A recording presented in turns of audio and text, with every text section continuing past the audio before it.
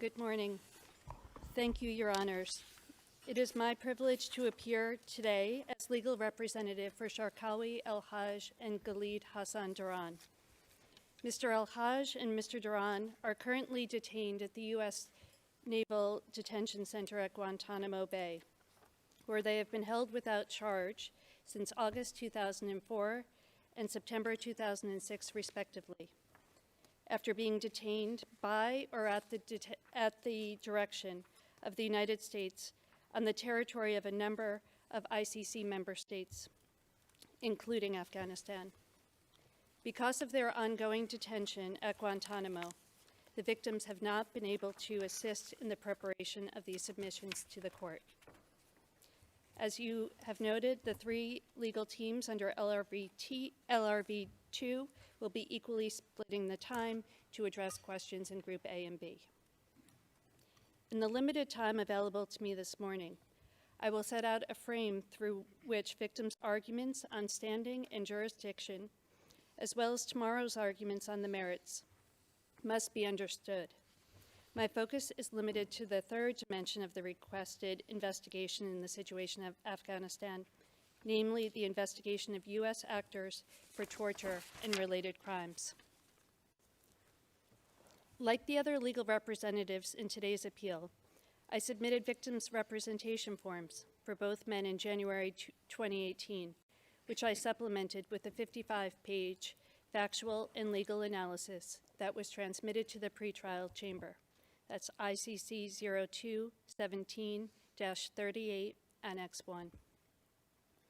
Both Mr. El-Hajj and Mr. Duran expressed their full and unqualified support for the opening of an investigation into what they assert are extremely grave criminal acts by U.S. actors arising out of the operation of a global network of prisons by the CIA and the U.S. Department of Defense, including on the territory of Afghanistan and other states parties, namely Poland, Lithuania, and Romania. The network of prisons began in 2002 and thus coincided with the activation of ICC jurisdiction. Torture and other forms of cruel treatment, including widespread acts of sexual violence, were part and parcel of the U.S. rendition, detention, and interrogation program from the moment of, quote, capture or kidnapping and continuing through one's detention. Both Mr. El-Hajj and Mr. Duran are discussed in the U.S. Senate Select Committee on Intelligence's Executive Summary on the CIA Detention and Interrogation Program, commonly known as the Senate Torture Report, which was released 5 years ago next week.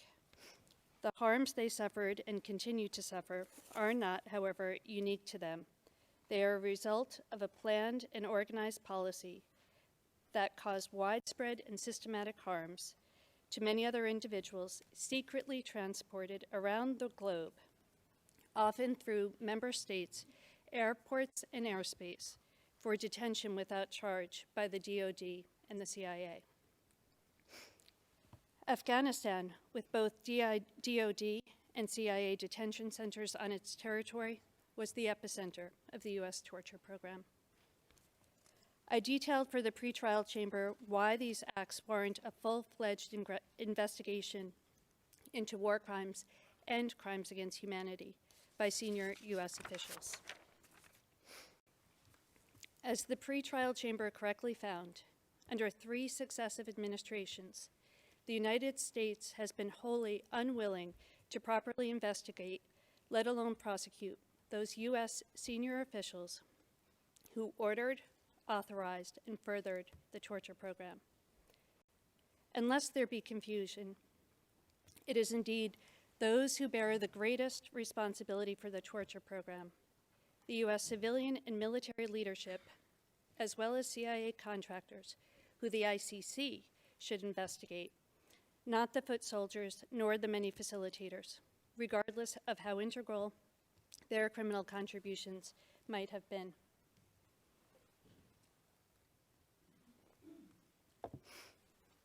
As was conveyed to the pretrial chamber in victims' representations, the opening of an investigation into the U.S. torture program would make clear that no one is above the law, regardless of power or position, that those who bear the greatest responsibility for serious international crimes will be held to account and will not enjoy global impunity, and that all victims of serious crimes deserve to and can have their claims heard and adjudicated by an independent and impartial tribunal. Unfortunately, the reality has proven to be the opposite. As is well documented, after the prosecutor sought authorization to open an investigation into the situation of Afghanistan, senior members of the current U.S. administration, including the president himself, launched an attack against the ICC that included the threat of sanctions against the institution, the prosecution of its officials, and saw the U.S. visa for the prosecutor revoked. Nearly 16 months after receiving the prosecutor's request, which is more than 4 times the length of consideration of any former Article 15 request, in a decision that was conspicuously light on precedent or support, the pretrial chamber denied the investigation. This came less than 2 weeks after the U.S. revoked Prosecutor Bensouda's visa. Whether the two events are in fact related is unknown, but for many victims as well as commentators, the timing appeared more than coincidental. Indeed, the U.S. Secretary of State issued a statement following the pretrial chamber's decision, in which he explicitly credited the U.S. campaign against the court for the ensuing rejection of the investigation request. The victims do appreciate that in the face of such threats and action by the United States, the prosecutor sought to appeal the decision and appears to continue, at least for now, to seek authorization to open all 3 dimensions of the investigation. Respectfully, however, the prosecution cannot capture the full import of the denial of the investigation on victims. The victims saw their calls for justice not only unanswered, but disregarded.